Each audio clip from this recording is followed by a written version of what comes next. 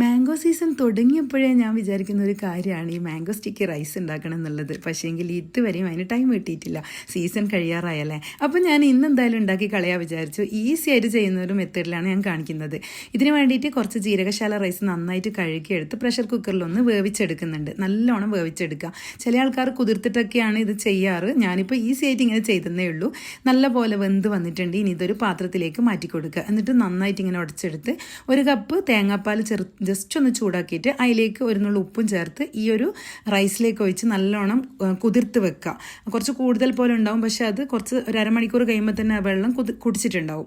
പിന്നെ എന്ത് ചെയ്യുക, 1 കപ്പ് തേങ്ങാപ്പാലിലേക്ക് മിൽക്ക് മെയ്ഡും 1 നുള്ളി ഉപ്പും ചേർത്ത് നന്നായിട്ട് മിക്സ് ചെയ്ത് മാറ്റി വെക്കുക. ഇനി ഇതാ നമ്മുടെ റൈസ് ഇതുപോലെ ഞാൻ ഈ ഒരു പാത്രത്തിലേക്ക് വെച്ച് അതിൻ്റെ സൈഡിലായിട്ട് മാംഗോ ഒക്കെ കട്ട് ചെയ്ത് വെച്ച് കൊടുത്തിട്ടുണ്ട്. എന്നിട്ട് നമ്മൾ റെഡിയാക്കി വെച്ചിട്ടുള്ള ആ ഒരു സോസില്ലേ, അത് ഇതിൻ്റെ മുകളിലായിട്ട് ഇങ്ങനെ വെച്ച് കൊടുത്തിട്ട് ഈ ഒരു മാംഗോ പീസുകളൊക്കെ ഇങ്ങനെ എടുത്ത് കഴിക്കാൻ ഭയങ്കര ടേസ്റ്റ് ആട്ടാ.